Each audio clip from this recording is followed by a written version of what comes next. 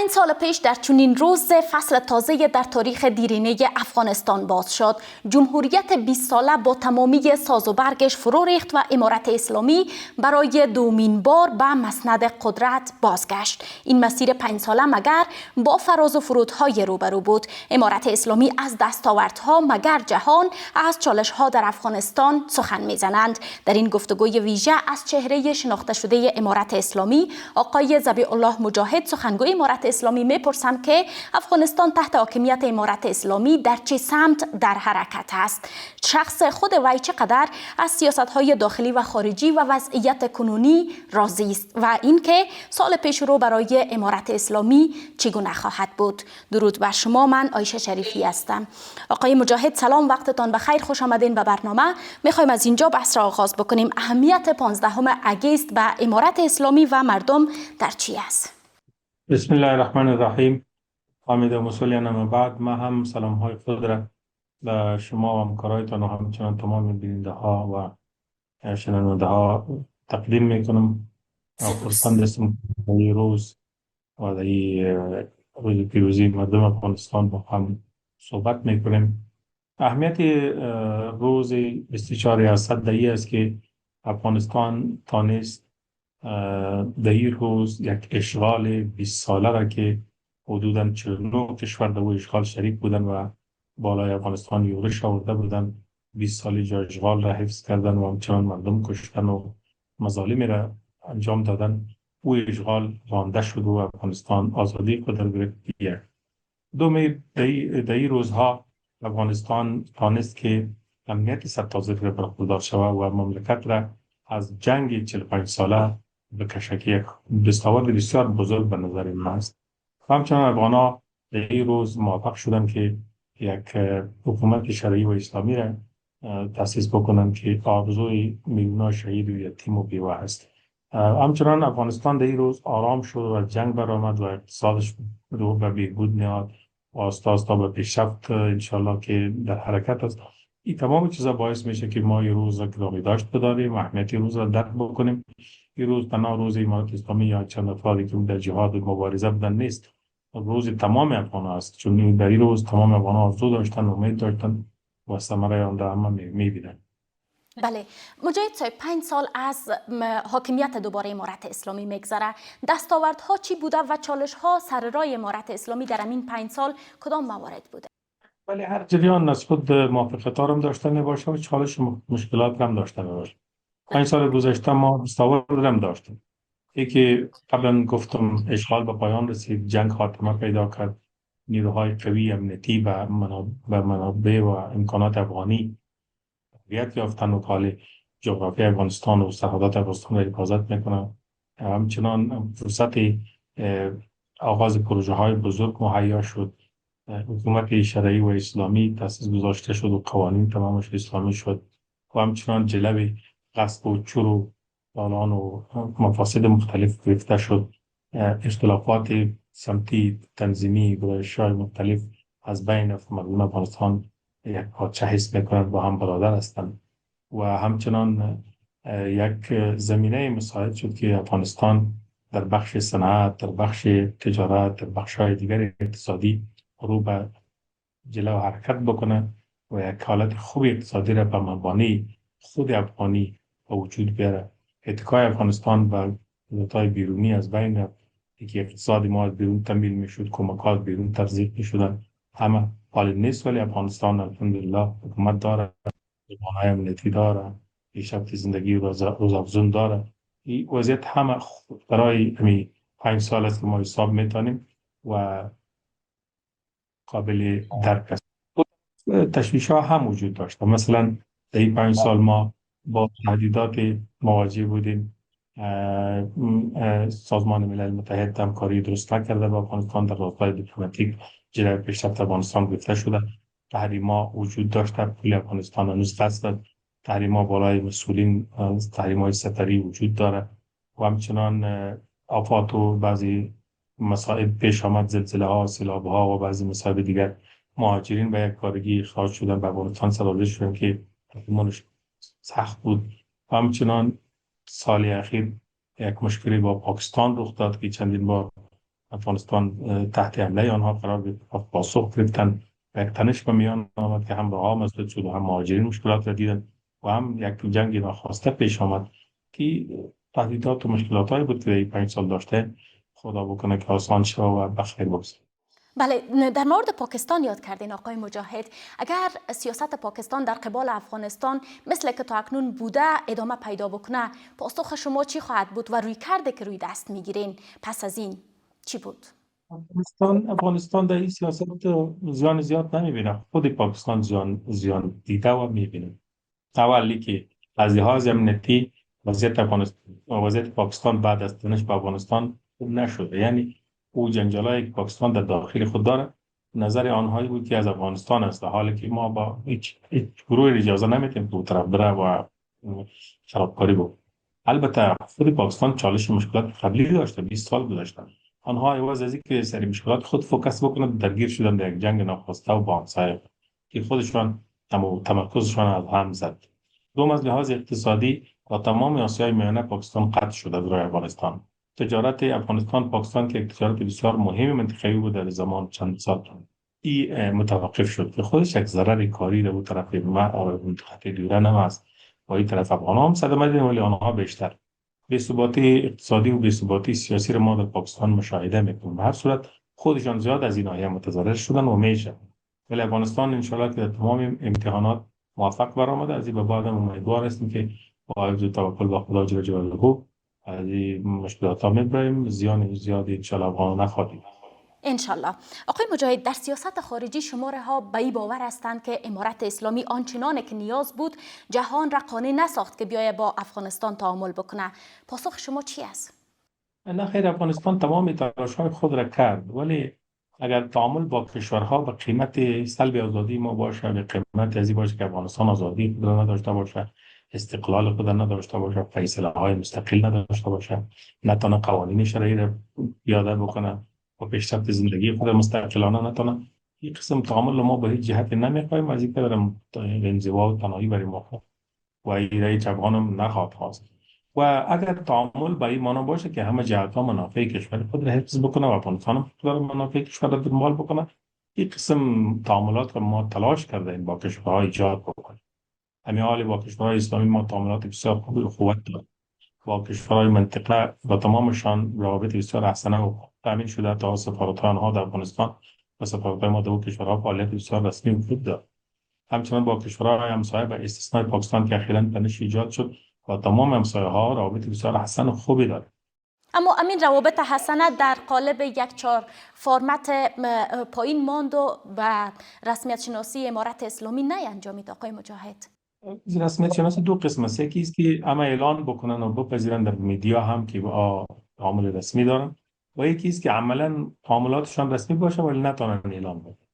حال با تمام کشورهایی که ما نام بردیم ما تعاملات رسمی داریم، رفت آمدهای رسمی داریم، داد و ستود رسمی داریم و از تمام پروتکل رسمی که دو ممالک از او برخوردار میشن ما هستیم. اگر بعضی کشورها نتونستن این چیز را اعلان بکنن ما آنها را درک میکنیم. ما زیر سایه سیاسی بعضی قدرت‌ها و نهادها قرار با اینکه روسیه تانسته یک گام را بعد داره جرأت کرده، ما ستایش میکنیم و میفهمیم دیگه کشورها هم عین راه را پیش برن. مجاهد صاحب، کشورهایی که فکر میکنین در تقابل با امارت اسلامی است و سبب شده که مشکلات زیاد در افغانستان خلق شوه، در چی مرحله از تعامل با اونا قرار دارین؟ به نظر ما کشورهایی که در افغانستان درگیر جنگ بودن، یورش آورده بودن، اشغال کرده بودن، آنها هنوز پالیسی یورشگری خود را با پالیسی دشمنانه خود در مقابل افغانستان تغییر نکردن. موی جای تاسف است. آنها باید این پالیسی ها را عوض میکردن. هر زمان از خود پالیسی و راهروی داره. آنها هنوز هم از امو عینک به افغانستان می‌نگرند که در زمان جنگ می و این جای تاسف است. افغانستان بارها تمرکز به این داره که تعاملات خوب با تمام دنیا می‌خواهد، تمام کشورها می‌خواهد، ولی او کشورهایی که در اینجا جنگ کرده بودن عوض اینکه از این پالیسی افغانستان استقبال بکنن، هنوز هم در پالیسی‌های زمان جنگ پالیسی بی‌ثمر بوده، برایشان هیچ نتیجه نداده و به این جهت هم نتیجه و فایده ای نداشته. آن را دنبال میکنه که به نظر ما ضایع کردن وقتش است. بله، با مخصوصا امریکا فکر میکنین که راه تعامل باز شوه و گفتگوها صورت بگیره که بیاین تعامل بکنن با امارت اسلامی یا خیر؟ اول خودی است که تعامل آنها چی خواهد کرد با افغانستانی است. تنها خواهد دانست که تحریمات و بعضی قیودات و مسدود ساختن پول یه از بین خواهد رفت. اگر نه تعاملات آنها به ما کدام نان پخته روان نمیکنه که بیارن به ما همه چیز را آماده بسازن و نه کشور ما رو بازسازی میکنن. آنها برای جنگ اینجا آمده بودن و بازم هم خواهد کردن. و دومی که تعامل سیاسی میخوایم، تعامل دیپلماتیک و تجارتی و اقتصادی میخوایم، ولی به این شرط که حفظ حرمت و استقلال و آزادی افغانستان هم باشه. به این شرط افغانستان پیشنهادات خود داده و خوب است که آمریکا به این پیش بیاید و راه گفتگو راه بسیار سالم است که مشکلات و پروبلمایی که داشتیم حل بود. بله، شمار زیادی به این باور هستند که دور نخست امارت اسلامی موفق‌تر نسبت به دور دومش بوده، چون آن زمان 3 کشور امارت اسلامی را به رسمیت میشناخت، حالا تنها روسیه به رسمیت میشناسه. باز هم باور و پاسختان چی است؟ نه خیلی که خوب زمان ما در ابتدای کار بودیم. طبعا ابتدای کار مشکلات های زیاد می باشد. دومی که او زمان افغانستان هنوز هم درگیر جنگ بود، در چند فیصد خاکان جنگ جریان داشت. و سومی که در بعد سیاسی هم درست از 3 کشور به رسمیت شناخته بودند، ولی حالا ما قبلا گفتم که از او بیشتر افغانستان را به رسمیت میشناسند و تعامل میکنند که باز اعلان نکردن مشکلات خود دارند. بر صورت او زمان ابتدا بود، حال جریان است، هر دو بهتر است ولی زمان شاید با ثبات‌تر باشه. بله، آقای مجاهد، شاهد هستیم که از آدرس امارت اسلامی مقام‌های ارشدش بارها اطمینان داده که افغانستان و خاک افغانستان تهدید به هیچ کشور نیست. اما چرا فکر میکنین که امی باور در میان کشورهای همسایه و منطقه ایجاد نشده و هر از گاه خاک افغانستان را تهدید میدانند؟ حتی مسئله پاکستان شما پیشتر یاد کردین که به درگیری ها انجامید و هنوز هم روابط میان دو کشور تیره است. به نظر ما افغانستان در این مورد فریضه خود را ادا کرد. ما بارها اطمینان دادیم، اعلامیه دادیم، موقف خود را اظهار کردیم و 5 سال است که خاک افغانستان علیه هیچ کشور استفاده نشد. و یکی با تنها پاکستان شکایت دارد که تی تی پی موضوع 20 ساله پاکستان است. در 5 سال با وجود نامد. 20 سال در پاکستان تی پی بوده، عملاتش بوده، عملات مربوطتری داشته، فعالیت‌ها داشته، در مقابلش عملیات نظامی انجام شده. تمام موضوعات پاکستان قبلا هم داشت. حال ایره به افغانستان را میده که موضوع غیر قابل قبول و نام به منطق است. اما تنها بحث پاکستان نیست آقای مجاهد. بله، شما کشورهای استخبارات داره ثابت کردن نمیتونن که افغانستان مرکزی کشورهای باشه که بخشن گروه های باشه که تهدید باشه. افغانستان بارها اطمینان داده که ما اجازه نمیدیم که افغانستان علیه کشور استفاده شه. بحث همی از آقای مجاهد، شما همواره اطمینان میتین و میخواین که کشورها بیاین تعامل بکنن و افغانستان را تهدید ندانن، اما تنها پاکستان نیست که افغانستان را به عنوان تهدید قلمداد میکنه. شما از گزارش های شورای امنیت آگاه هستین، از نگرانی کشورهای منطقه جدای پاکستان هم آگاه هستین و در آخرین مورد شورای تحریم های سازمان ملل هم یک گزارش را نشر کرد که در نگرانی های خودش امی دیروز داشت. پاسخ شما در کل برای همه همی طرف هایی که میاین نگرانی میکنن چی است؟ یک تعداد از حلقات استخباراتی تلاش میکنه که افغانستان را قصداً جای ناآرام و ناامن غیر قابل باور تلقی بکنه. این ذهن خرابی کفایت میکنه یک استخبارات دست کار شد. چون دنیا امروز دنیا استخباراتی است، معلومات های استخباراتی در تصامیم این نهادها و حکومت‌ها رول داره. از او خاطر حلقات استخباراتی شریف که علیه افغانستان در فعالیت هستند، آنها میرن ذهنیت کشورها را خراب میکنن، علیه ما در ملل متحد هم پروپاگاند میکنن و از طریق رسانه ها هم تبلیغات سوء انجام میدن و علیه راستا لابیگری میکنن، مصرف میکنن تا علیه افغانستان ذهن سازی بکنن. و سود دیگه باز میشه، تبلیغات میشه، پروپاگاند میشه، اعلامیه سازمان ملل میشه، فیصله کدام مجمعی که افغانستان در حضور نداره. این چیزا هست که از هان خراب میشه. یکی واقعیت‌ها و درک واقعیت‌ها است.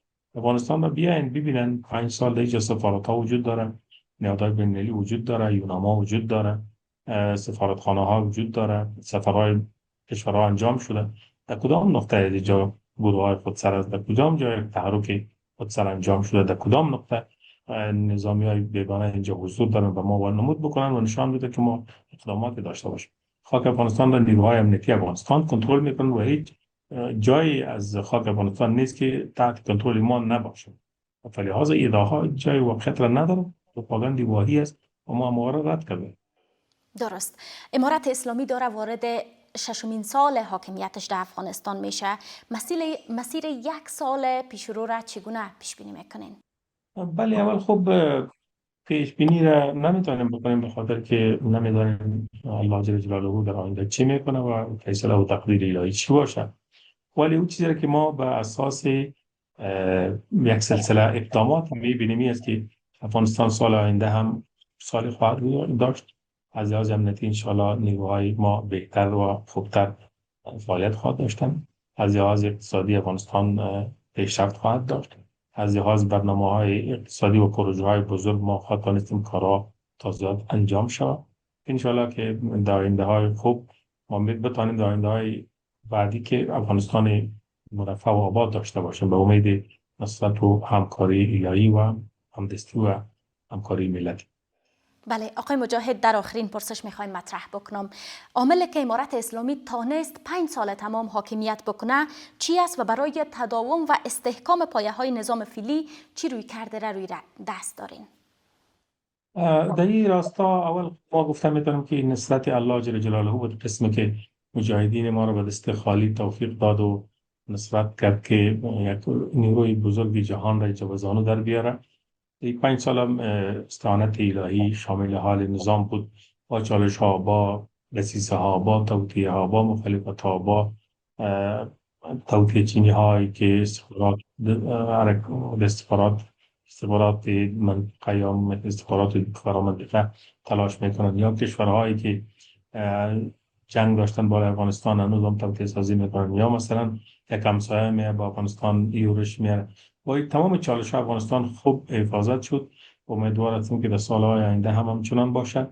افغانستان را که نیروی داریم، نیروهای ما یک قوه بسیار خوبی متحدی افغانستان است که میتونن امنیت حفظ بکنه، یک نعمت است. همچنانی که کسا و اشخاص و شخصایی که افغانستان به اختلافات و درگیری های مختلف مواجه ساخته بود، آنها هم خوبند در افغانستان نیستن فعلا. تمامش باعث شده که افغانستان آرام باشه، نیروهای قوی داشته باشه و انشالله که در سالهای آینده هم بهتر خواهد. انشالله. سلامت باشین. تشکر آقای ذبیح الله مجاهد، سخنگوی امارت اسلامی، از حضورتان در برنامه و اینکه فرصت گذاشتین. سلام. به این ترتیب رسیدیم به پایان این ویژه برنامه. تا بعد، بدرود.